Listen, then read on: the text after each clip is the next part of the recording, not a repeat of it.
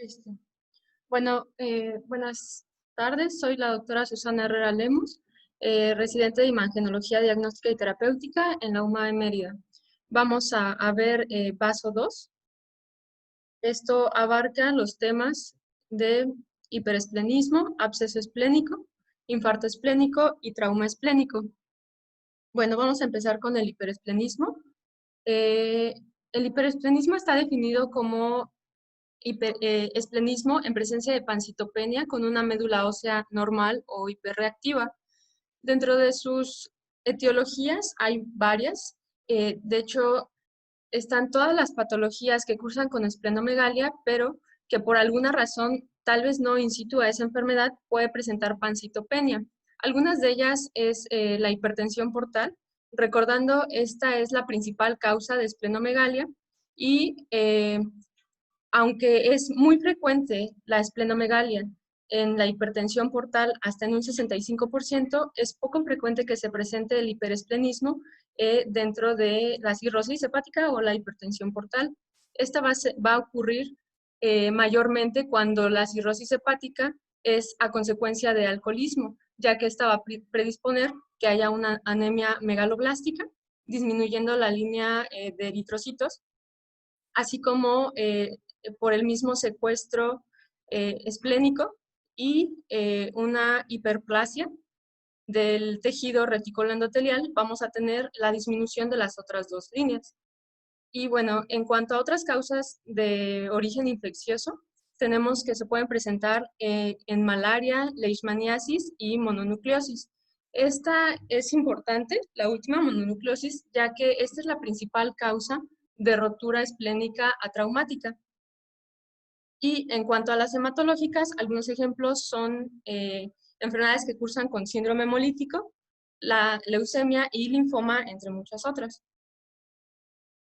Y bueno, en cuanto a la aproximación diagnóstica, tenemos que, como son bastantes enfermedades, van a ir en relación a su curso o historia natural de la enfermedad, por lo cual tenemos que hacer una buena anamnesis para poder ir dirigiendo los laboratoriales que se necesiten y posterior a esto, pues solicitar el estudio de imagen que sea de mejor criterio para poder aproximarnos al diagnóstico. Principalmente se utilizan el ultrasonido, la tomografía y la resonancia magnética en mayor proporción que las radiografías, ya que aunque a veces es como abordaje inicial, estas en muchas de las ocasiones son más que nada hallazgos relacionados.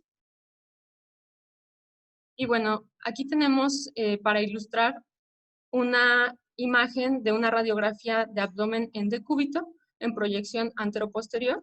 En lo valorable de los tejidos blandos no se encuentran alteraciones, las estructuras óseas conservan su densidad y se observa un vaso aumentado de tamaño proyectando su borde inferior por debajo de la 12ª costilla. Este llega hasta la pelvis izquierda y también se proyecta hacia línea media. Estos son hallazgos en relación a una esplenomegalia masiva y también podemos ver el hígado aumentado de su tamaño. Ambos condicionan un desplazamiento de las asas intestinales hacia inferior y centralmente. Esto es en relación a un paciente con un diagnóstico de leishmaniasis que cursaba con esplenomegalia y pancitopenia. Bueno, aquí tenemos otra imagen. Es un ultrasonido abdominal en escala de grises con transductor convexo dirigido hacia topografía de hipocondrio izquierdo, donde se observa un vaso homogéneo, sin evidencia de lesiones ocupativas, aumentado de su tamaño, de cotextura normal, en relación a un hiperesplenismo de etiología infecciosa. Este es un paciente con diagnóstico de malaria. Aquí podemos ver cómo va a cursar con esplenomegalia, sin embargo, no va a cambiar en cuanto a su densidad o a su homogeneidad. Aquí tenemos otra imagen de una tomografía de abdomen contrastada en fase venosa. Está en un corte axial con ventana para tejidos blandos, donde se observa un vaso aumentado de tamaño, decía el pie de página, de aproximadamente 25 centímetros. No se evidencian lesiones ocupantes o procesos patológicos. También podemos ver al hígado aumentado en su tamaño, en relación a hepatoesplenomegalia en un paciente que cursa con diagnóstico de leishmaniasis. Y bueno, otra imagen es una tomografía abdominal contrastada en fase venosa, en corte axial, inventada para tejidos blandos. Se observa en lo valorable de tejidos blandos y óseos ninguna alteración. El vaso se observa homogéneo. eh, de acuerdo al pie de página, medía hasta 14 centímetros.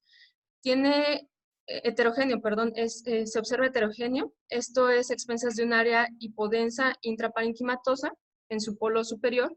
Esto en relación a una rotura esplénica, así como una imagen periesplénica hipodensa sugestiva de un hematoma, y también se puede evidenciar densidad líquida perihepática.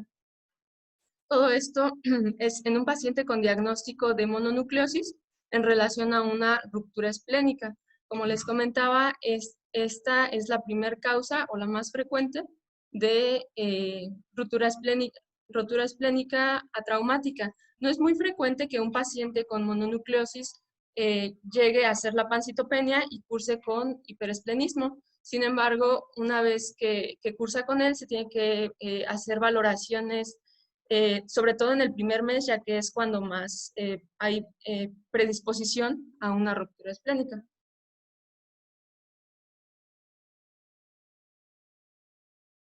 Bueno, aquí tenemos otras imágenes. Son un ultrasonido abdominal en escala de grises con transductor convexo hacia topografía de vaso. Podemos observar un aumento de su tamaño en su eje largo mayor de hasta 13 centímetros, cuyo margen inferior desciende por debajo y medial al riñón izquierdo. Adyacente a este podemos ver en el ilio, se observan múltiples imágenes de morfología redondeada y tubulares de cogenicidad similar al líquido, las cuales a la aplicación de color Doppler presentan vascularidad en relación a vasos varicosos. Esto son ilustrativos de hipertensión portal. Entonces, cuando en pacientes con hipertensión portal cursan con una patología congestiva, condicionan el secuestro sanguíneo en la pulpa roja y la hiperplasia reticuloendotelial en la pulpa blanca. Y esto va a dar como resultado la pancitopenia y van a cursar con hiperesplenismo. Aquí tenemos una resonancia magnética en un plano axial potenciada en T1, donde se puede observar al vaso aumentado de tamaño y de intensidad heterogénea a expensas de múltiples imágenes puntiformes e hipointensas en relación a depósitos de hemosiderina. Estos también son llamados cuerpos de Gamma-Gandhi. En un paciente con cirrosis, esto es como una consecuencia de la misma enfermedad por depósito. Aquí mencionaba que una vez que se encuentra la hipertensión portal y hay esplenomegalia, independientemente si mejorara la situación del hígado o hubiera en su caso un trasplante, no va a cambiar la condición de la esplenomegalia. Entonces, por eso podemos observar el vaso aumentado de tamaño y con los depósitos de hemosiderina.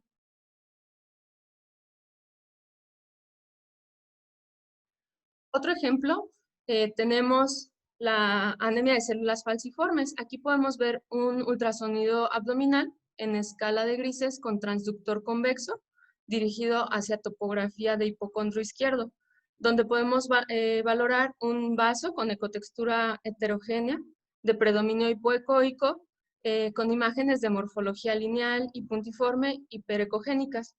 En su interior están ramificadas, no presentan sombra acústica posterior y esto es en relación a áreas fibróticas secundarias a procesos vasooclusivos mismos de la enfermedad de anemia falciforme, ya que durante la primera década de la vida estos pacientes cursan con varias crisis vasooclusivas secundarias a secuestros esplénicos. Por lo tanto, va a ir presentando fibrosis, así como disminución del tamaño del órgano, hasta que presente una autoesplenectomía. Y pues bueno, aquí tenemos dos imágenes, una tomografía abdominal contrastada en fase venosa, en un corte axial, con ventana para tejidos blandos, donde podemos observar un hígado aumentado de tamaño, no se evidencian lesiones ocupantes, y también podemos observar al vaso disminuido de tamaño secundario a una autoesplenectomía en un paciente diagnosticado con anemia de células falciformes. Aquí podemos observar también una resonancia magnética abdominal en plano axial, ponderada en T1, donde observamos el hígado de bordes lobulados, un vaso disminuido de tamaño y en su interior con múltiples imágenes de morfología irregular, bordes definidos, hiperintensas en relación a las calcificaciones en su interior, esto en un contexto de una paciente con diagnóstico de anemia falciforme y pues también con antecedentes de reiterados episodios de infartos esplénicos secundario a el hiperesplenismo.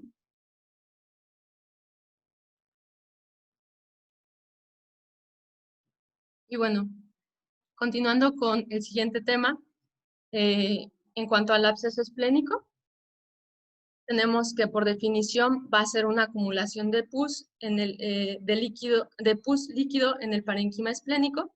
El 25% de estos pacientes van a cursar o tienen inmunodeficiencia, y la presentación clínica de esta enfermedad va a ser muy general. Pueden presentarse como un síndrome de respuesta inflamatoria sistémica en relación a pues, la infección. Pueden presentar fiebre, dolor en hipocondrio izquierdo, esplenomegalia y leucocitosis. Y pues bueno, en cuanto a la etiología, hablando de infecciones esplénicas, tenemos que hay tres principales, una bacteriana, la fúngica y una parasitaria. En cuanto a la bacteriana, esta infección va a resultar en un absceso de características uniloculares que pueden medir de 1 a 3 centímetros o también pueden ser multiloculados. En cuanto al patógeno que afecta en general o la mayoría son piógenos y también puede ser por Klebsiella pneumoniae, E. coli o Salmonella.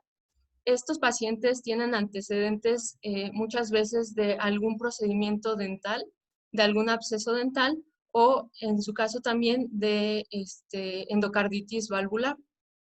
Y así es como se puede diseminar vía hematogénica hasta el vaso.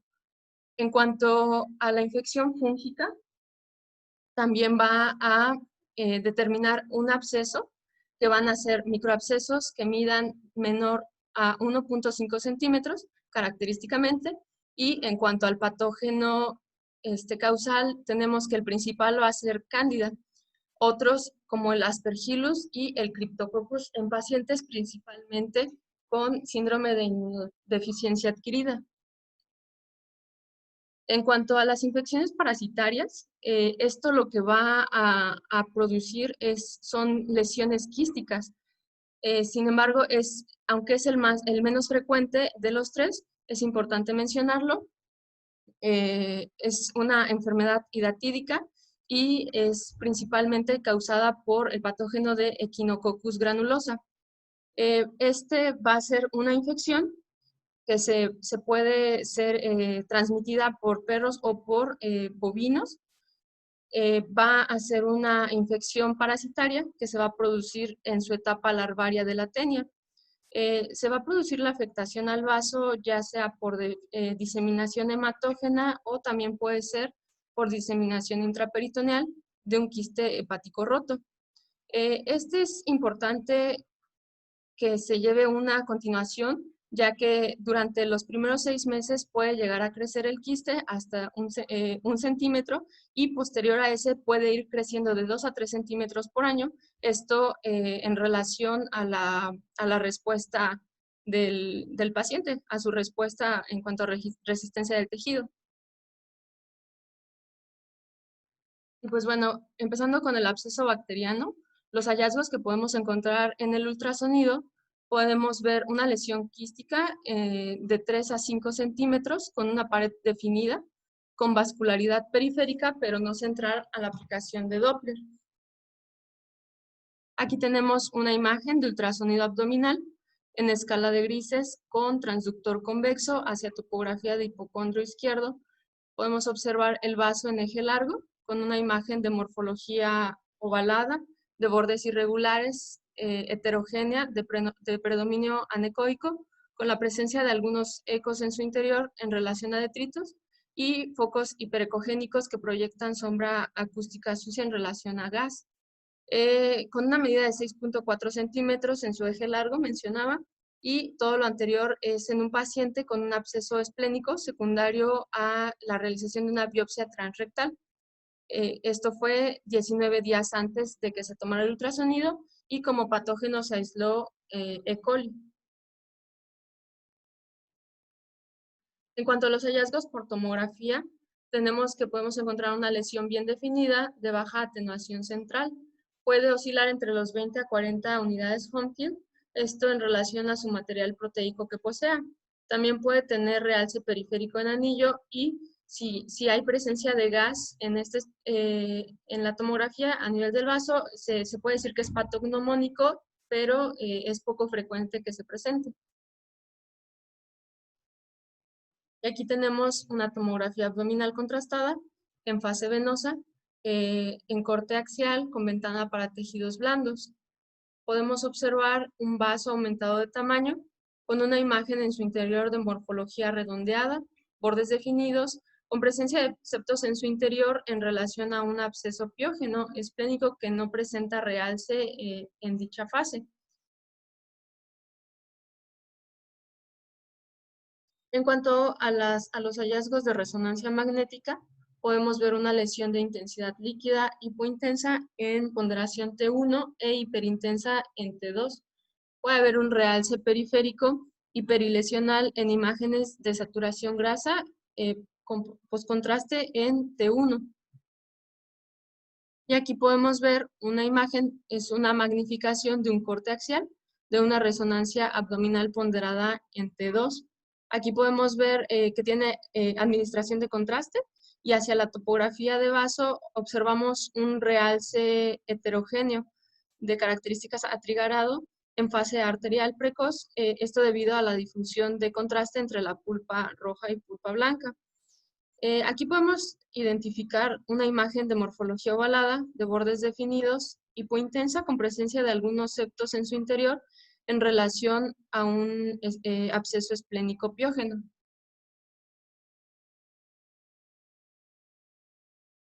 Y bueno, pasando a los abscesos, tenemos en cuanto a los hallazgos de ultrasonido, que podemos encontrar microabscesos con zona hipoecoica periférica y un centro hiperecoico. También pueden presentarse como nódulos hipoecoicos uniformes o bien tener una morfología, un aspecto, perdón, de ojo de buey.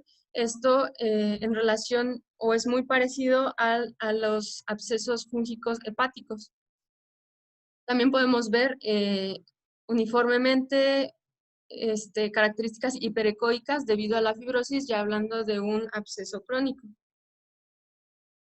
Y aquí tenemos una imagen de un ultrasonido abdominal en escala de grises con transductor convexo hacia la topografía de vaso, donde identificamos algunas imágenes de morfología ovalada, de bordes mal definidos, hipoecoicas respecto al resto del parénquima, de distribución difusa, con medida de 1 centímetro en relación a microabscesos. Esto es en contexto de un paciente que presenta antecedentes de VIH y tiene cultivo positivo para cándida.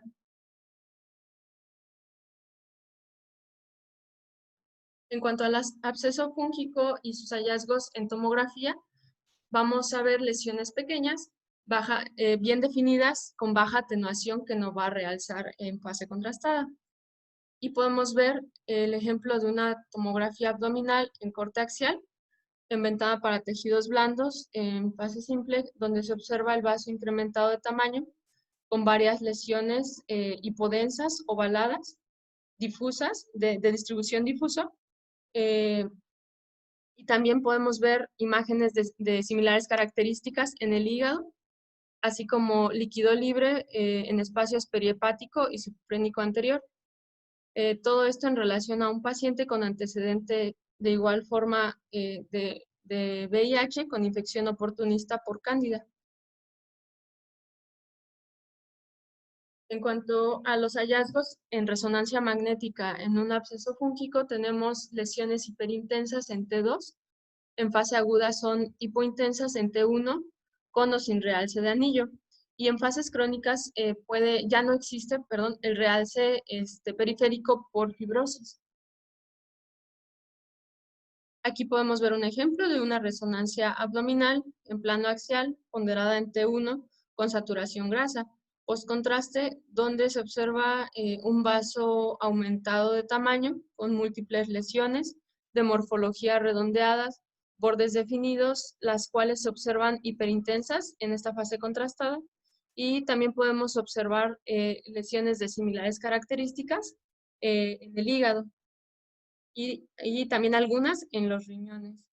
Eh, Esto es en relación a un absceso esplénico de origen por Aspergillus galactomal en un niño de 4 años que cursaba con diagnóstico de meduloblastoma, lo que le condicionaba inmunodepresión. Y bueno, pasando a la infección parasitaria, en la enfermedad hidatídica podemos encontrar hallazgos en ultrasonido como quistes de 1 a 2 centímetros de paredes ecogénicas separadas por una capa hipoecogénica. Pueden presentar quistes o vacuolas hija, que son loculaciones flotantes desprendidas adyacentes a estas. Cuando estas vacuolas se rompen, pueden crear arena hidatídica y estas pueden dar un signo que se llama signo de la tormenta de nieve, ya que se ven como focos ecogénicos móviles al hacer algunas maniobras en el paciente cuando se reposiciona, o sea, se voltea y se hace el reposicionamiento de su posición, se regresa a su posición y es cuando se puede ver el signo de la tormenta de nieve. Y aquí tenemos una magnificación de ultrasonido abdominal en escala de grises, con transductor convexo hacia topografía de vaso, donde en proyección transversal, donde se observa una imagen ecogénica con bordes irregulares, se muestra en su interior algunas membranas ecogénicas delgadas y se observa una vacuola o quiste hija en su interior. Todos estos hallazgos típicos de la infección por equinococos.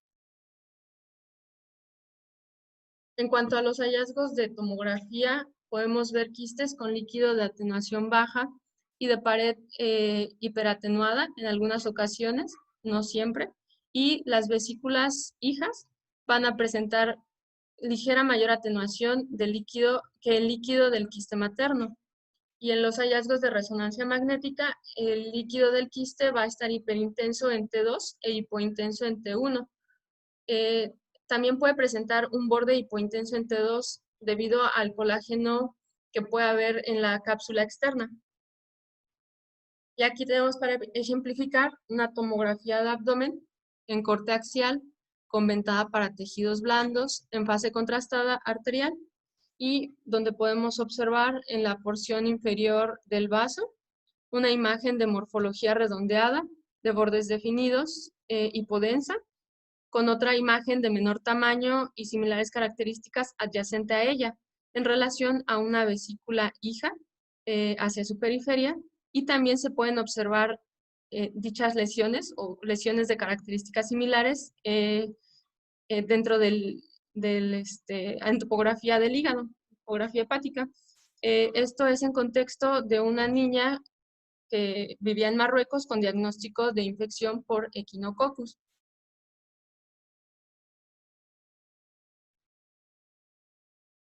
Y bueno, el siguiente tema es infarto esplénico.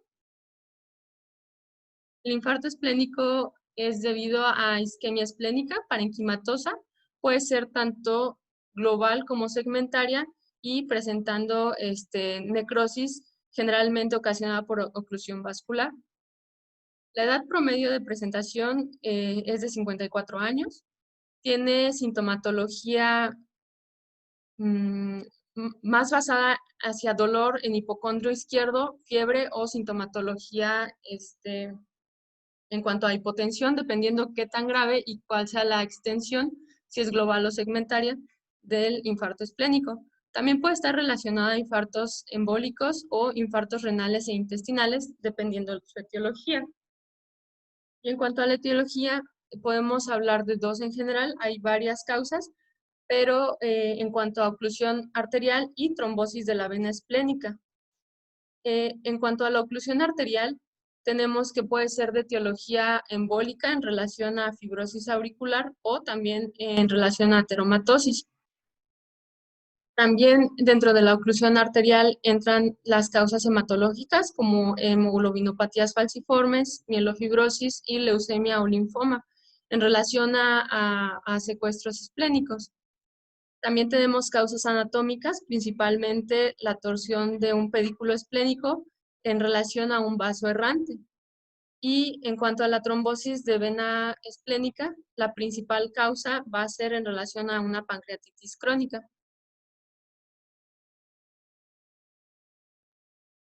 En cuanto a sus hallazgos, va a depender si es un infarto global, no va a haber realce del vaso completo, pero sí puede presentar un signo del anillo cortical, que es el realce conservado en la periferia del vaso. Si tenemos un infarto segmentario, vamos a poder encontrar áreas periféricas en forma de cuña o también pueden ser lobuladas con base en la periferia y con realce parenquimal si la estamos viendo en una tomografía contrastada.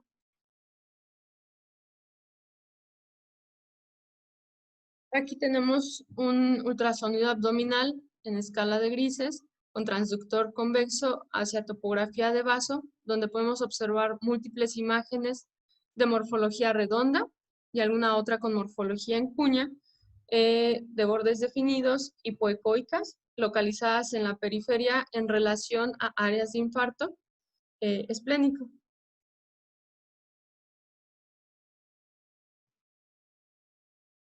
Esta es una tomografía abdominal simple en corte axial con ventana para tejidos óseos donde se observa ateromatosis parcialmente calcificada en aorta abdominal, en el tronco celíaco y en la arteria esplénica, dibujando estas placas calcificadas su típico trayecto tortuoso en relación a la ateromatosis, que puede ser un factor de riesgo o una patología predisponente para un infarto esplénico.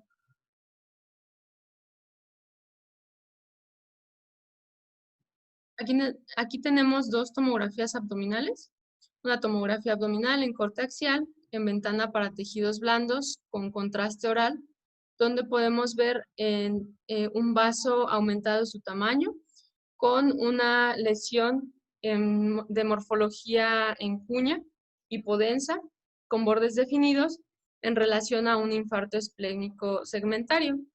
En esta otra imagen, que es una tomografía abdominal en corte axial, inventada para tejidos blandos con contraste igual oral, donde podemos observar un vaso aumentado de su tamaño, con una lesión hipodensa, lobulada, de bordes definidos, con base hacia la periferia del vaso en relación a un infarto esplénico segmentario.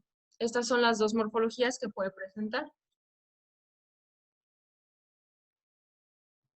Y aquí tenemos una imagen de una tomografía en corte axial con ventana para tejidos blandos contrastada en fase venosa, donde podemos observar un vaso hipodenso en su totalidad, con presencia de anillo periférico realzado en relación al signo del anillo capsular. Y adyacente a este podemos observar una imagen hipodensa a tejidos blandos, delimitada en relación a un hematoma subcapsular. Todo esto es en relación a un infarto esplénico masivo o global.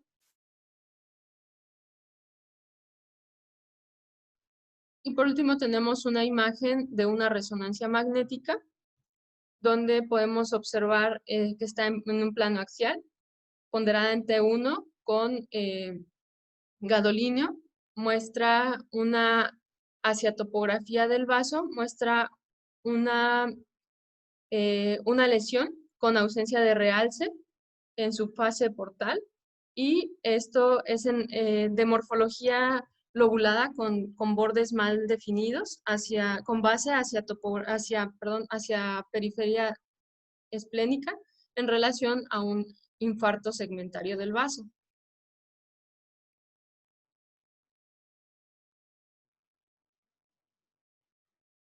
Y bueno, eh, ahora vamos a hablar del trauma esplénico. El trauma esplénico va a ser una lesión del parénquima del vaso, perdón, y puede dar una ruptura de su cápsula. Las principales etiologías que podemos tener es debido a un traumatismo cerrado, un traumatismo penetrante, accidente automovilístico o iatrogenia. En cuanto a la iatrogenia, es secundaria a procedimientos como biopsias guiadas o también puede presentarse en colonoscopías. En general, de los traumatismos cerrados, está en relación a caídas de gran altura, impactos como accidentes automovilísticos o deportes que implican lesiones contundentes a órganos, ya sea hígado o el vaso. El vaso va a ser el órgano sólido que más se va a lesionar en un trauma cerrado, con una frecuencia de hasta el 49%. En cuanto a su clínica, va a ir relacionado a la etiología y puede haber dolor en hipocondrio izquierdo, puede presentarse hipotensión, dependiendo la gravedad de la lesión, y también dolor en hemitórax y hombro izquierdo debido a la irritación diafragmática.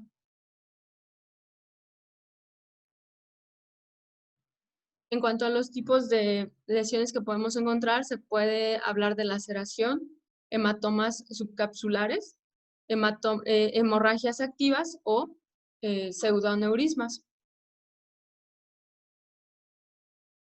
Y bueno, en cuanto al abordaje inicial, está ya establecido que cuando hay un trauma abdominal se debe de ver la estabilidad del paciente. Si estamos hablando de un paciente que está inestable o un paciente que está estable, el primer paso o abordaje va a ser realizar un FAST, ya que este estudio tiene bastante accesibilidad, ya sea que esté estable o inestable, se puede hacer al pie de su cama y muestra hallazgos en relación a la gravedad de las lesiones, lo cual puede predisponer un abordaje o un tratamiento quirúrgico oportuno, y si no, en caso de que haya hallazgos negativos, se puede realizar una tomografía como estudio complementario. Cuando está un paciente estable, de igual forma se le hace inicialmente un FAST.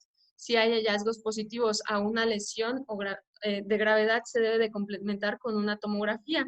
Sin embargo, cuando hay lesiones negativas o hallazgos negativos a lesiones de gravedad, no se debe de dejar pues ahí el seguimiento, sino que se le tiene que seguir, o lo que se recomienda es que hayan exámenes seriados, ya que el FAST per se tiene una sensibilidad más o menos del 69% para la detección de líquido libre y una sensibilidad de 63% aproximadamente para la detección de lesiones en órganos sólidos. Entonces, mencionaba que con los exámenes seriados, esta sensibilidad puede aumentar hasta un 70 a 90%.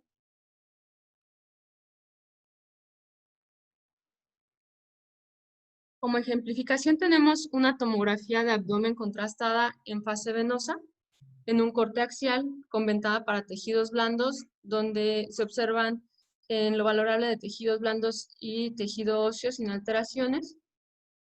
Podemos observar un vaso con falta de homogeneidad leve y el resto sin aparentes alteraciones. Este estudio se hizo posterior a un traumatismo cerrado en un paciente que al final se interpretó como una tomografía normal, suponiendo que esta falta de heterogenicidad leve era secundario al mismo realce normal de la pulpa esplénica. Sin embargo, este paciente quedó en observación a las 9 horas posteriores, comenzó con cuadros de hipotensión, por lo cual se decide realizarle un FAST. En el FAST se encontró líquido libre en espacio de Morrison y también en la exploración de vasos se encontraron estas imágenes en escala de grises hacia topografía de vaso. Se puede ver un vaso con marcada heterogenicidad de predominio hipoecoico y a la aplicación de Doppler Color se puede observar bastante disminuido en su vascularidad. Por tanto, se decide hacer una reanimación hídrica para poder realizar una tomografía de control. Y en esta tomografía de abdomen contrastada en una fase venosa, en un corte axial, se puede observar una lesión hipodensa de bordes irregulares que no presenta realce. Y periférica a esta también se puede observar una imagen hipodensa de bordes definidos en morfología de semiluna que desplaza el parénquima esplénico en relación a un hematoma subcapsular y esta lesión de acá, una laceración esplénica. También se puede observar líquido libre en espacios perihepático y subfrénico anterior, por lo cual podemos ver que es muy importante darle seguimiento a un paciente, incluso cuando el abordaje inicial con el FAST haya sido con hallazgos negativos. Y bueno, en cuanto al protocolo de la tomografía, mencionaban o como recomendación que se aborde al paciente con un tomógrafo de 40 a 60 secciones, que se haga el estudio de contraste intravenoso con 100 mililitros con 350 miligramos de yodo por mililitro, mediante inyección de potencia a 6 mililitros sobre segundo, para 60 mililitros, y seguida posterior de 4 mililitros sobre segundo para 40 mililitros, seguida de 50 mililitros de solución salina a 4 mililitros por segundo. La fase arterial se va a obtener una imagen desde el vértice del cráneo hasta la sínfisis del pubis, después de un retraso de 18 segundos desde la inyección inicial del contraste, y con parámetros de 120 picos de kilovoltios con un miliamperaje de 250 y colimación de 0.6 en reconstrucción de 3 milímetros de grosor. Y en cuanto a la fase venosa portal, recomiendan que se haga que se tome una imagen desde el diafragma hasta la cresta ilíaca después de un retraso de 60 segundos desde el inicio de la inyección del contraste, con parámetros de 200 miliamperajes, colimación de 1.5 milímetros, y reconstrucción de 5 milímetros de espesor.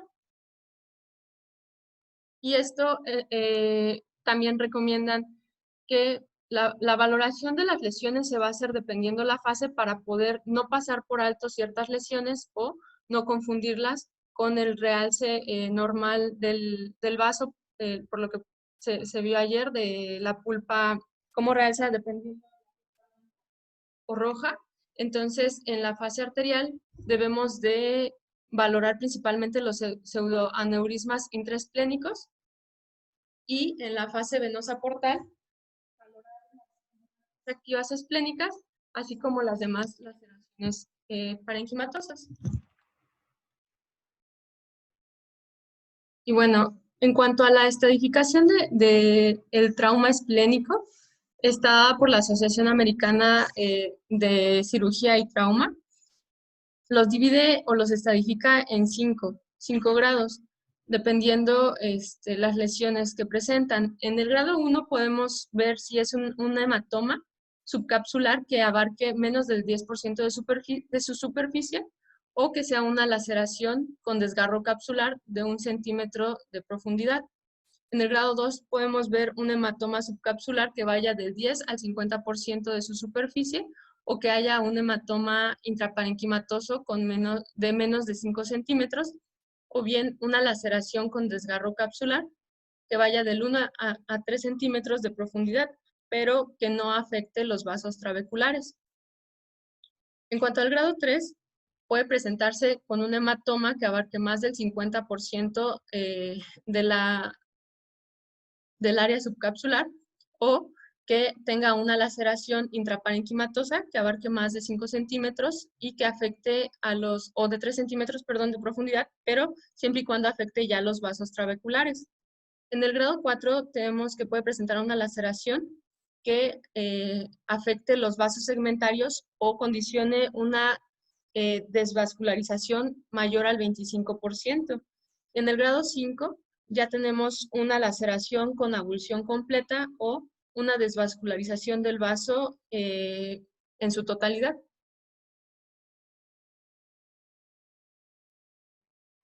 Y bueno, como ejemplos tenemos aquí una magnificación de tomografía abdominal en corte axial, inventada para tejidos blandos, con contraste en fase venosa, eh, donde podemos ver hacia topografía de vaso, se observa una laceración en la cara diafragmática, que está señalada con la flecha negra, y también se pueden observar áreas hipodensas de morfología irregular, compatibles con contusiones.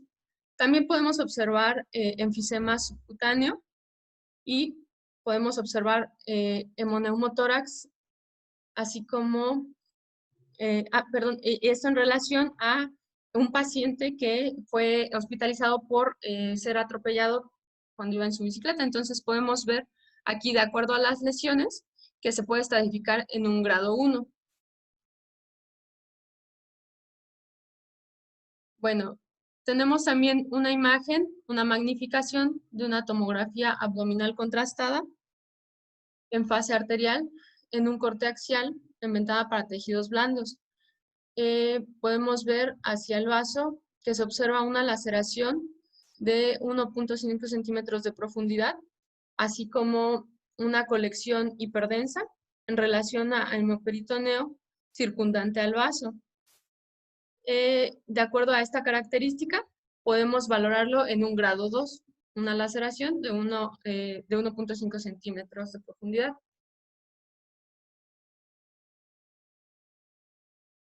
Acá, otra ejemplificación, tenemos una magnificación de una tomografía abdominal contrastada en fase arterial, en corte axial, en ventana para tejidos blandos, donde podemos observar que en topografía del vaso se observan múltiples laceraciones de diferentes grados. Sin embargo, la de mayor longitud mide 3.2 centímetros, por lo que por esto ya se va a estratificar en un grado 3. Y también podemos observar que estas laceraciones corresponden a una ruptura intraparenquimal con al menos más de 3 centímetros de profundidad.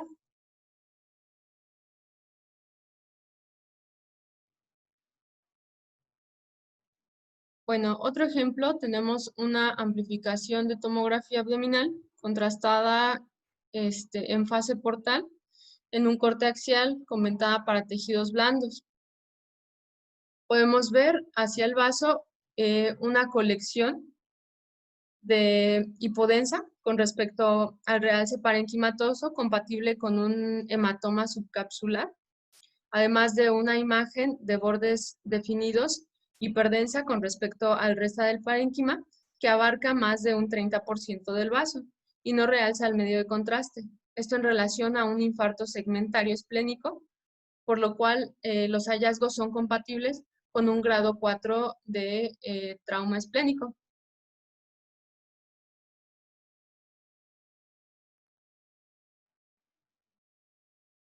Y acá tenemos una tomografía abdominal contrastada en fase portal, en un corte axial con ventana para tejidos óseos, donde podemos observar densidad líquido en la cavidad peritoneal, así como un vaso con pérdida total de su morfología e hipointenso en esta fase. Esto es secundario a una lesión traumática, donde podemos observar pues la lesión iliar ya desvascularizada en su totalidad, y esto en relación a hallazgos de un traumatismo esplénico grado 5. Perdón.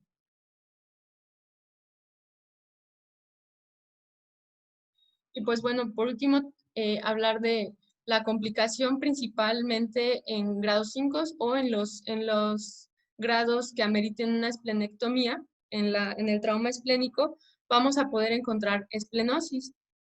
Aquí tenemos una tomografía abdominal contrastada en fase venosa en un corte axial, en ventana para tejidos blandos, donde podemos observar un hígado con disminución de su tamaño, de bordes lobulados en relación a hepatopatía crónica.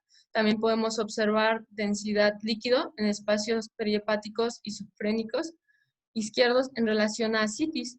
Y podemos observar múltiples imágenes redondeadas de bordes definidos con densidad de tejidos blandos adyacentes al riñón izquierdo, compatibles con esplenosis en relación a un paciente que tiene antecedente de esplenectomía secundaria a un traumatismo.